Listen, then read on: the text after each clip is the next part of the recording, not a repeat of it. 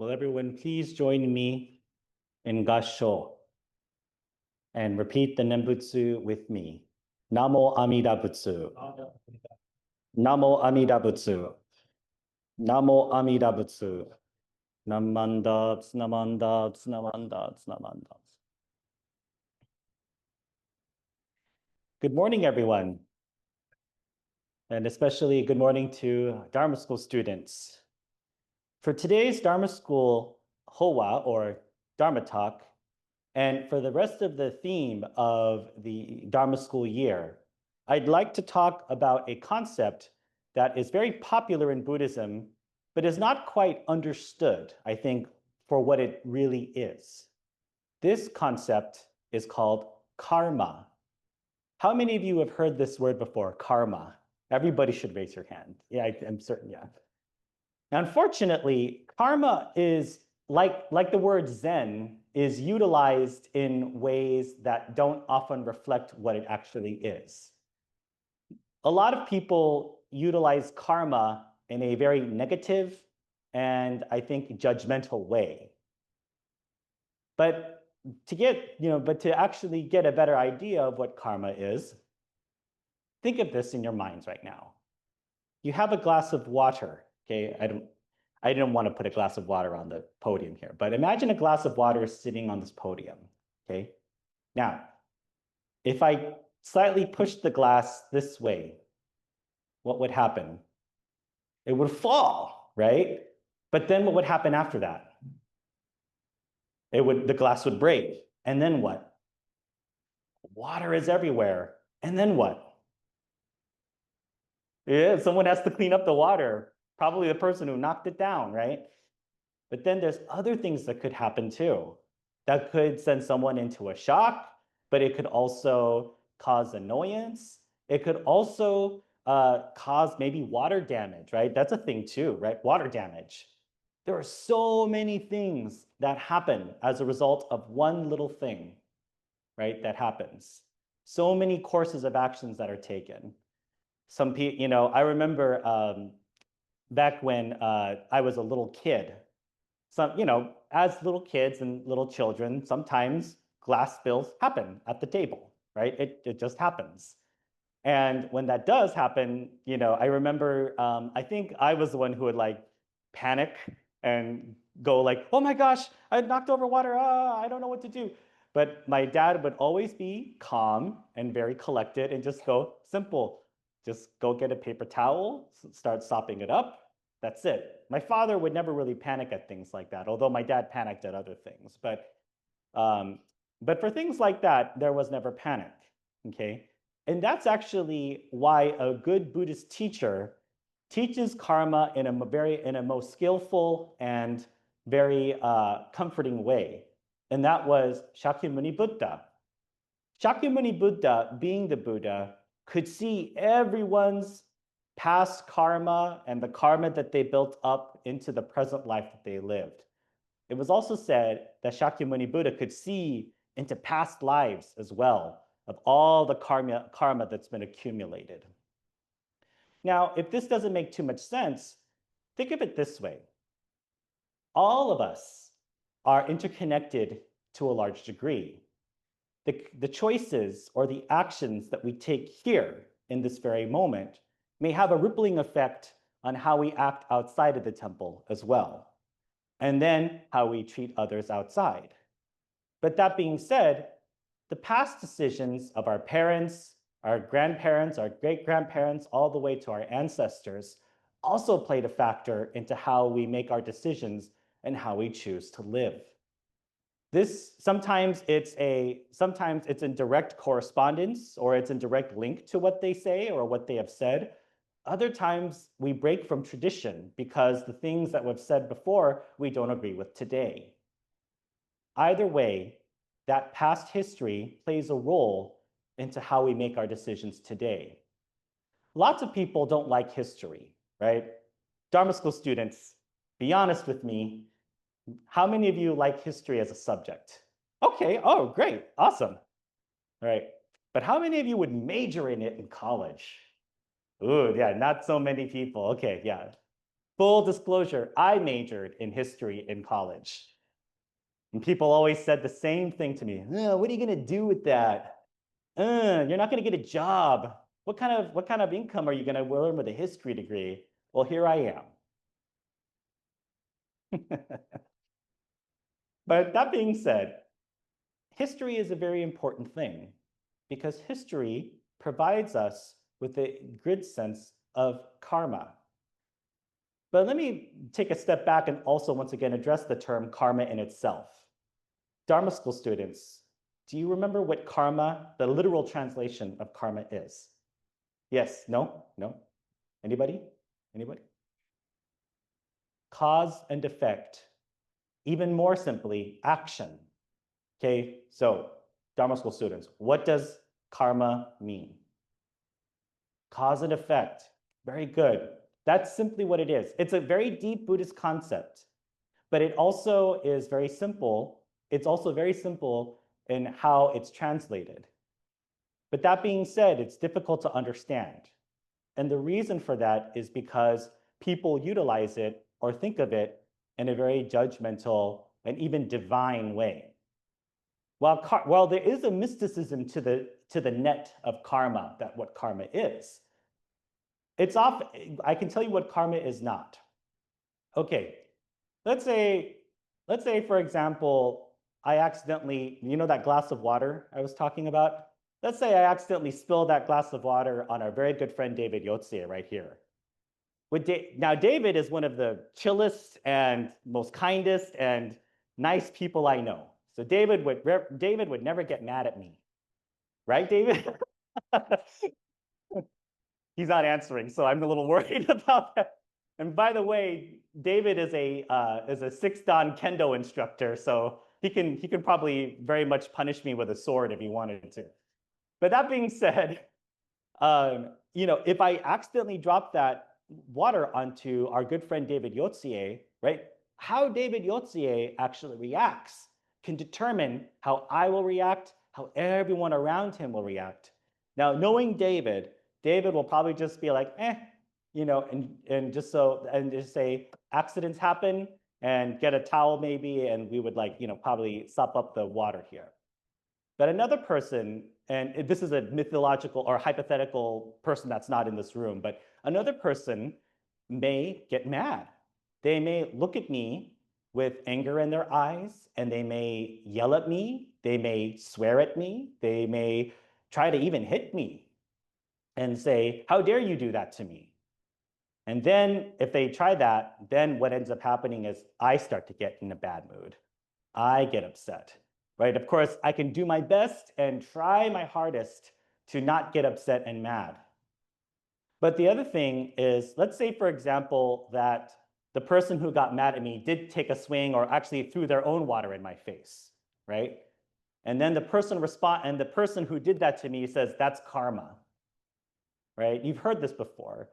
When oftentimes you see in the news media someone you don't like very much, or a person who is not very, very, very keen in the public eye get punished for something, right? A lot of people will say things like, that's karma, or karma will come to get you, right? As if karma is this divine ghost or divine punisher that comes around and doles out justice. That is not what karma is. So Dharma school students, all of you, I don't want you ever saying, to a person, "Well, that's karma," or "karma will come to get you." Let's be clear about one thing. The only person who can really say what true karma is or see how things truly work is the Buddha. We are unenlightened beings, and we don't know what true karma is, or how that, or in a sense, how our karmic conditions brought us to where we are. But that being said, I want us all to think very, very carefully about it, right? The words that we say, the actions that we take, all have an effect. And as soon as you think of responding in anger, and I have to tell myself this, by the way, I have to really, really, I'm saying this as much to myself as I am to saying it to all the Dharma school students and the rest of everyone here, right? That as soon as I start to think to respond in anger, even if it's something as minor as someone cutting me off on the freeway and getting, me getting agitated, right? I have to think, what is my anger going to bring? What is my annoyance going to accomplish? What is my, what is my negativity going to, how is it going to fix this problem? Right? Now, of course, I'm not saying don't ever get angry, right? I'm not saying suppress your rage. I'm not saying, close yourself off from negative emotions. But at the same time, I think that there is a way, and Dharma school students, this is important here, so listen carefully. There is a way to give your negative emotions, your anger, and your impatience, your thoughts, right? Space. There is a way to give them space and credibility without acting on them. Okay? There is a way to acknowledge these feelings. There is a way to give space to these feelings. There is a way to sit with these feelings without acting on them. Okay? You may feel so angry at someone sometimes that you may want to do something. But at the end of the day, you can acknowledge that that thought went through your head without it actually coming to fruition. Okay?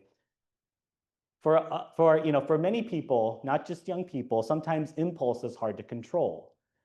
And this is where I think Buddhism provides us with a wonderful guide.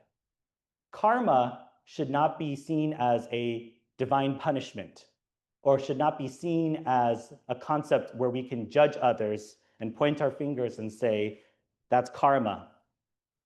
Karma should be something that's more like, not a warning, but a reminder of our own actions, of our own implicity, of our own steps that we take. Once we are able to do that, once we are able to see that, right, perhaps we are able to be mindful about our emotions a lot better. And let me tell you, this is even the case with feeling bored, with feeling impatient, with feeling, I want to get out of here, right? All of that. These are feelings that are valid, but we also don't necessarily have to act upon. So this is why I think that Buddhism has a wonderful teaching for us in terms of the concept of karma. We have to be careful about our actions. We have to be careful about our speech. We also have to be careful about our attitudes. If our attitude is poor, if our ritual or the way that we sit is poor, ask yourself this too. Why should people give you the same respect? Think of that as well. When you are in a space, and when you take up a space, and when you are sitting with people, and you are with people like your teachers in your classroom, if your attitude is poor, that could lead to a poor grade. It can lead to a poor outcome. It could lead to further delays in your education. But not necessarily saying that, this is karma, that you deserve it, but more along the lines of thinking to ourselves, man, if I had improved my attitude just slightly, or really done my best to give my 100%, would things be different? These are questions that we ask ourselves. This is the type of questions that karma can give us. Not divine punishment, not judgment, but self-introspection, self-reflection, self-thinking, thinking that what I do can affect others. So with this in mind, Dharma School students, I'm going to speak more on the concept of karma as the Dharma School year progresses and continues. I want everyone here to think of this word not as a judgment, and don't throw it around like people throw Zen sushi or Satori, onto stores or things like that, but as a deep Buddhist concept, okay? Right? So understand that these Buddhist terms, especially because we are all practicing Buddhists here, are very heavy, are very, very deep, and not a commodity that we can slap onto a label and make money off of. That's a concept in itself, actually, that I won't go into now. With this in mind, I would like everyone to please join me in Gassho and repeat the Nembutsu with me once again. Namo Amida Butsu. Namo Amida Butsu. Namo Amida Butsu. Namandats, namandats, namandats.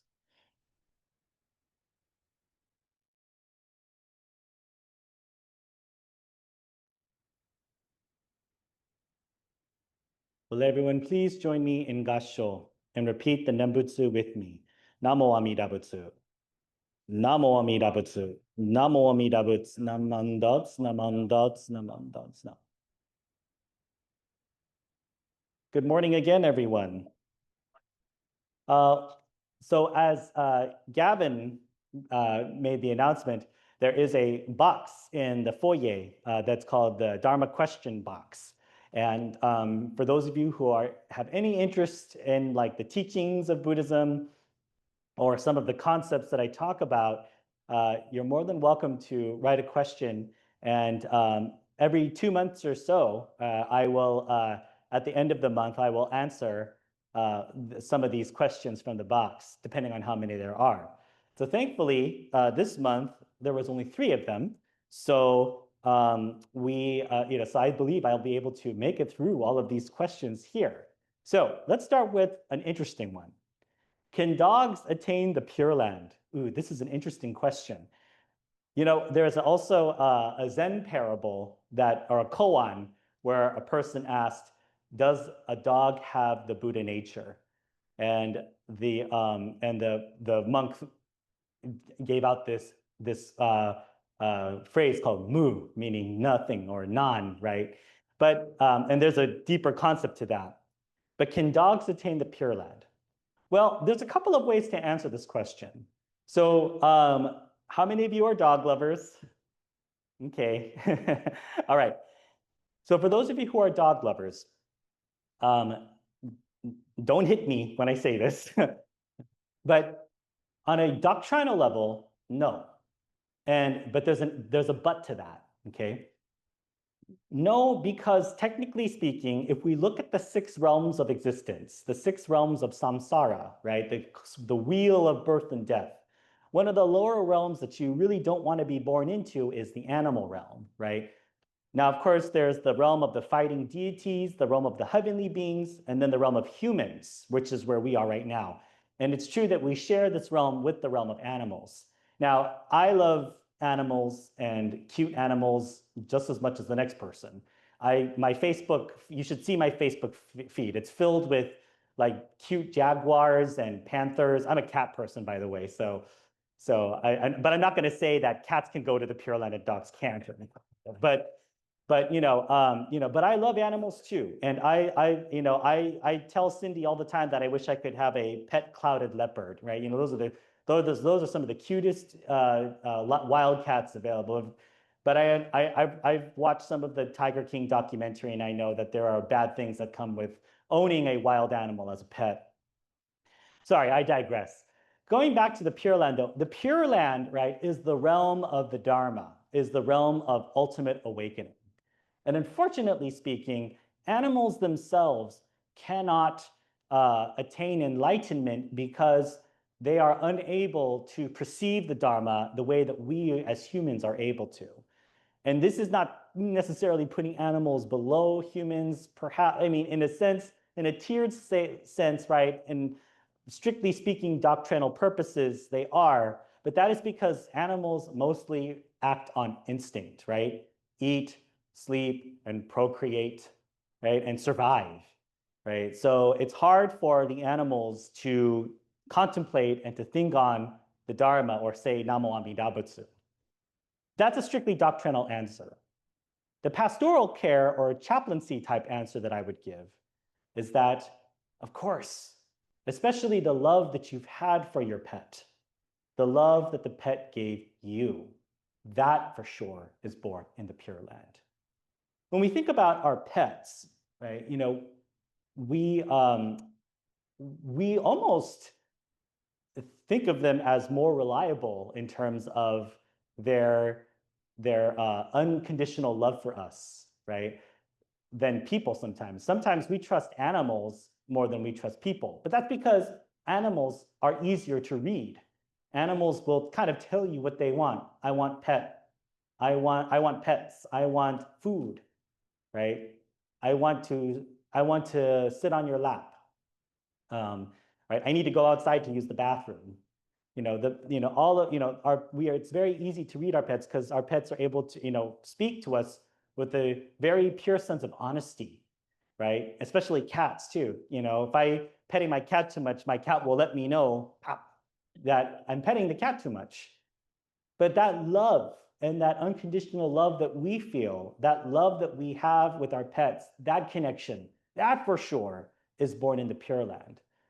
So for all of us who love animals and love our pets and everything, we may not see our pets in the Pure Land purely as they were, right? Not like this little heaven cat, walking around, but that love that we felt, that wonderful feeling of warmth and comfort that our pet brought us is definitely something that we experience in Amida Buddha's Pure Land. So, it's not this, oh yeah, of course you'll see like everything as it was, but in that grander sense of what that love is, that emotion is, that feeling of unconditional love and comfort, we of course experience that in the Pure Land. So again, I'm not sure if whoever wrote the question, if that was the answer that you wanted, but strictly speaking on a doctrinal basis, we won't see our pets purely as they were in this life in the Pure Land. Next question. Is Amida a real guy with clothes, skin, and hair, or is he a symbol of good qualities we should strive for? Or should we think about it in a different way? Answer to the first part of the question, yes. Answer to the second part of the question, yes. Answer to the third part of the question, yes. Sorry, that's the Buddhist, that's like the kind of the trolley Buddhist answer or the monk answer that I give people sometimes. See, the problem is that we want to put Amida Buddha in kind of a box, right? We want this concept of Amida Buddha to be this thing that I can touch, I can grasp, I can point to this thing and say, this is what Amida Buddha is, right? I don't know. I'm not actually very knowledgeable about Christian theology, and not that I want to bring up Christianity too much, right? But I don't think that there's anyone who would or I have to talk to some of my Christian and Christian clergy members or friends, or friends, I should say, in the community. But I'm like, do you preach that God has a form or a type of thing, right?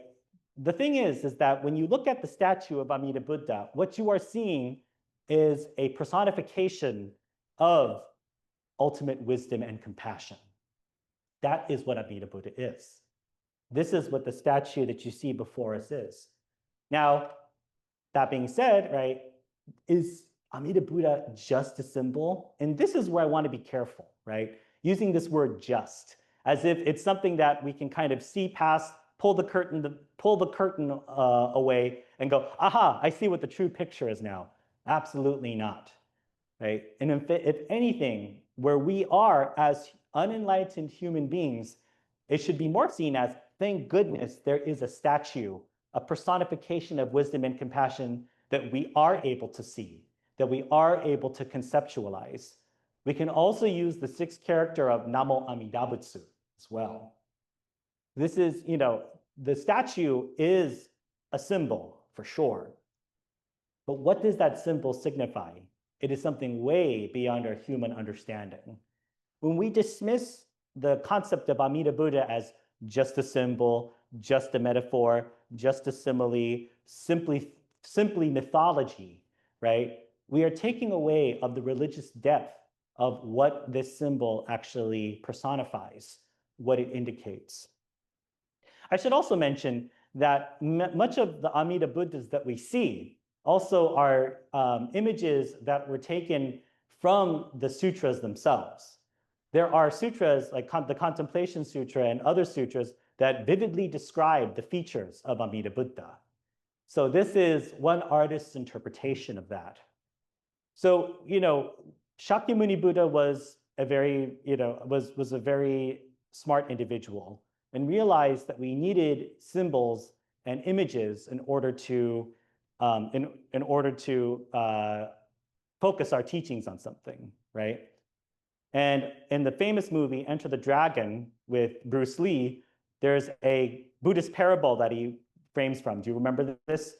He says, it is like a finger pointing to the moon, right? There's a finger pointing to the moon, and then the student starts looking at the finger, and then he says, don't concentrate on the finger or you will miss all its heavenly glory. So in a sense, right, if we get too caught up, right, getting stuck on the finger is becoming too caught up in trying to determine, is Amida Buddha a real person like me standing right here in front of you, right? Is Amida Buddha this real thing? Or is he like, does Shakyamuni Buddha really exist, right? Then we start to become hung up on the finger, right? The History Channel is a great, I used to enjoy watching it a lot, but I think sadly its content has gone into a little bit of like sensationalism to a degree. But the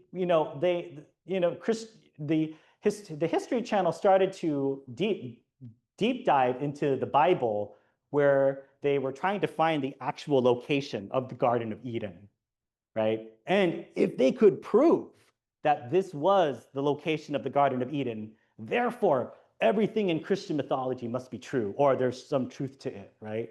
So the same thing was true with Buddhism as well. There's another documentary that talks about these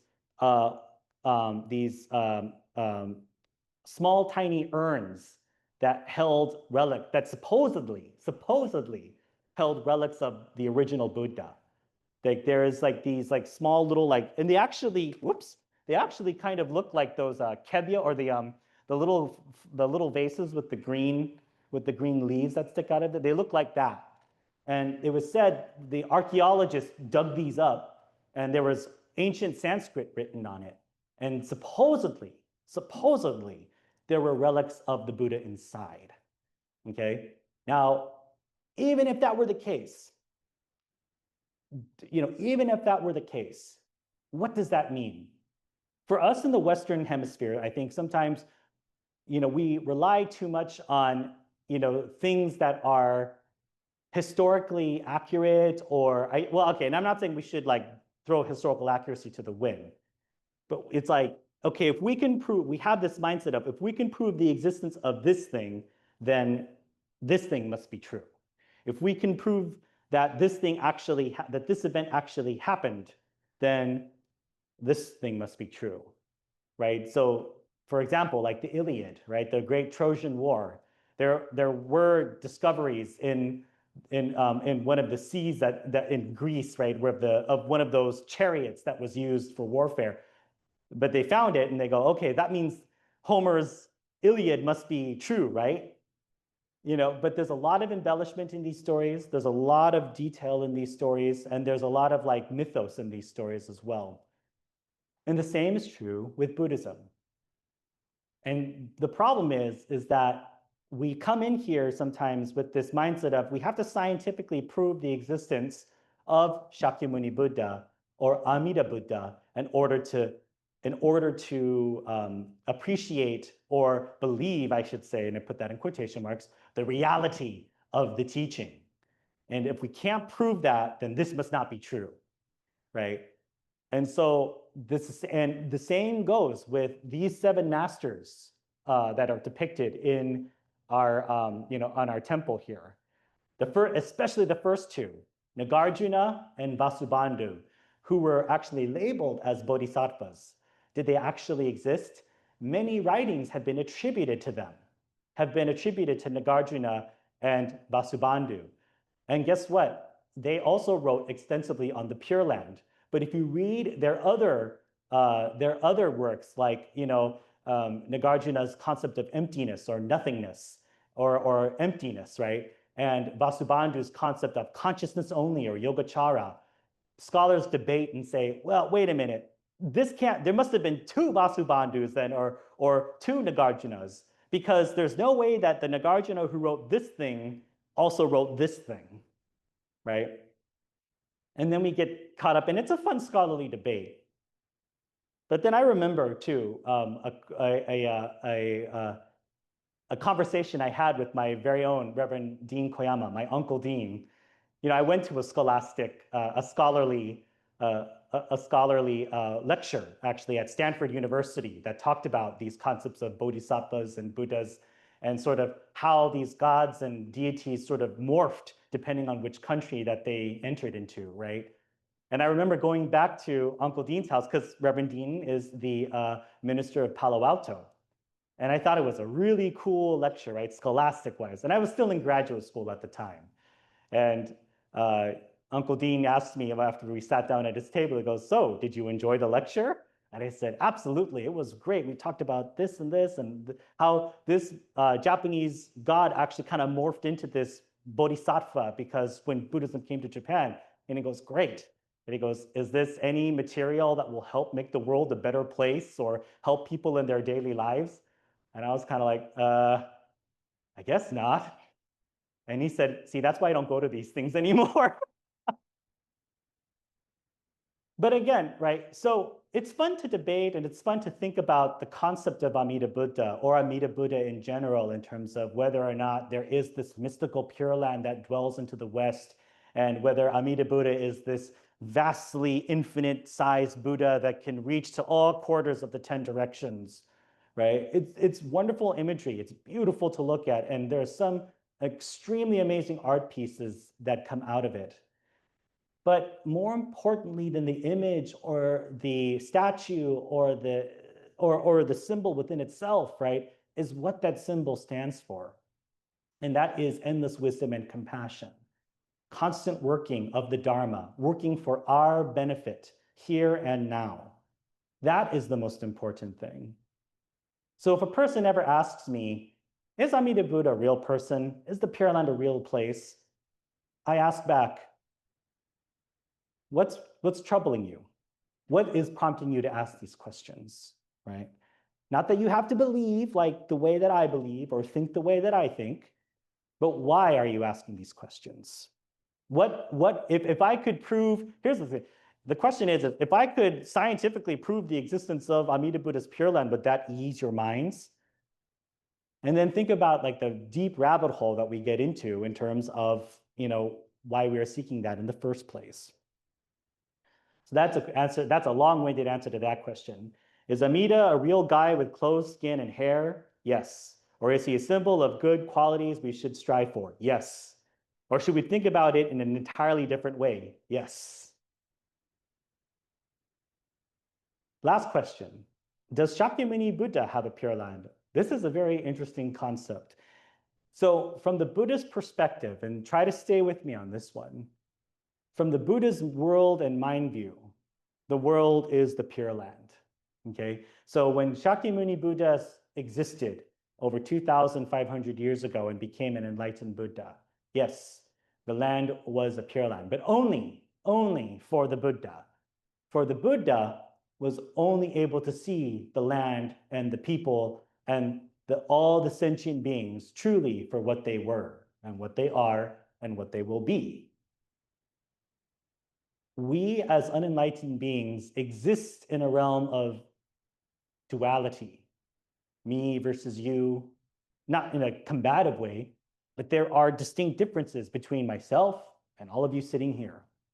And because of that, I form opinions, I form thoughts, just as the same thing that you all do with me.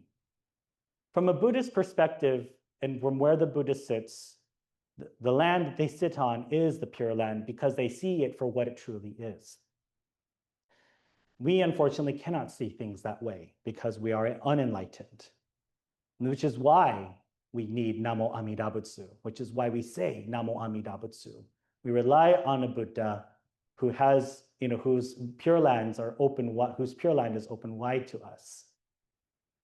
And we should also remember what Pure Lands are for, right? The whole point of a Pure Land is for the person there to achieve enlightenment. This is what the purpose of a Pure Land is. I'm not going there because I want to go to a sandals vacation or or relax on a resort and drink Mai Tais all day, right? That's not what the Pure Land is for. I'm not there to have a good time and to laze about and be all happy, right? I'm there to achieve enlightenment. That's the ultimate purpose. And so when the Buddha was here in this world, from the Buddha's mouth, we could listen to the lessons. We could follow the path. And we could become essentially what we're called arhats, those who reached enlightenment following exactly the path that the Buddha did, or that the Buddha laid out before us. Unfortunately, the historical Buddha is no longer here. The teachings still exist, yes. And there are some practices that are still here, yes. But truly speaking, if we are not able to listen from the Buddha's mouth directly, all that we can rely upon are the teachings that are still laid down from the past, from Shakyamuni Buddha's words, through multiple translations and interpretations, as well as the many masters who gave us those teachings. So yes, Shakyamuni Buddha did have a Pure Land. Unfortunately for us, we are not able to, how shall I say, like in that Pure Land, achieve our own spiritual enlightenment. But thankfully, there is Amida Buddha's Pure Land where we are able to do that where we are able to do that after we die. And this isn't to say that the Pure Land doesn't give us benefits in the here and now as well. But what I am saying is that we should never think that we on our own, or by our own with true means by ourselves, be able to achieve enlightenment. There are other theories in Buddhist schools out there who actually think on this and basically say something like, if everyone truly believed in the Lotus teachings, like if everyone started reciting the Lotus Sutra and truly took faith in the Lotus Sutra, did things like bury the Lotus Sutra in the ground to implant good karma in the land, etc., then this world would become a Pure Land. But the likelihood of that happening is probably very, very slim, which is why, once again, I am very glad we have the 3 Pure Land Sutras. So these are the 3 questions from the Dharma questions box. I invite all of you to ask questions, write questions down. And after a couple of months, I will take a look at these questions and I will devote one adult Dharma talk to answering them. I hope you enjoyed today's question and answer period for the Dharma talk. And in closing, would you please join me in Gassho? Namo Amida Butsu. Namo Amida Butsu. Namo Amida Butsu. Namandas. Namandas. Namandas.